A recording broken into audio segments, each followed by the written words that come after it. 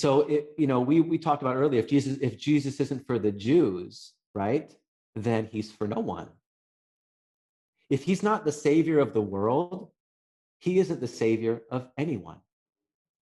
Okay. Mm-hmm. So if we know that through the Jewish people would come, hope, we know this, right?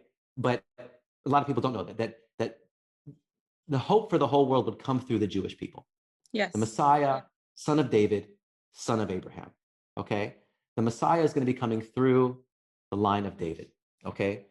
So the question is, is Jesus who he said he was, right? Is he the Messiah? Yeah. If he's the Messiah of the Jewish people, then he's the savior of the world, okay? If he's not the Messiah of the Jewish people, then he's not the savior of the world either.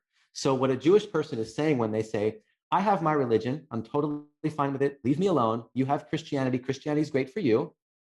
But what they're really saying is, when they're saying that Jesus is not the Messiah, is they're saying that Christianity is an entirely false religion.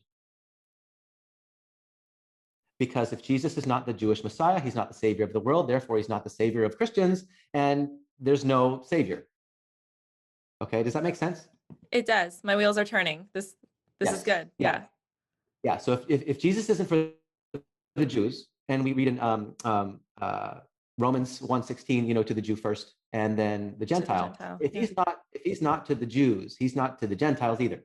Okay, and some would actually argue that the word to the Jew first, you're so familiar with this passage, to the Jew first it may not necessarily mean first in sequence. It can also mean primarily, okay, especially for, primarily for, and it can also mean firstly for, right, in order of sequence, right? So there's some discussion around the world. I have a fantastic pastor. He's brilliant out here. We study the Bible in Hebrew, which is just a blessing to be able to do.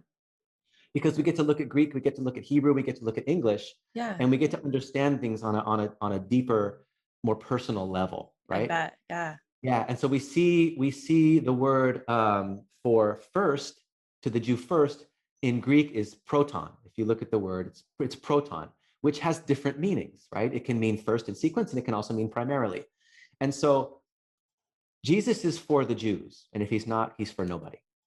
Okay? And then the question is Jesus the prophesied one in the Old Testament or not?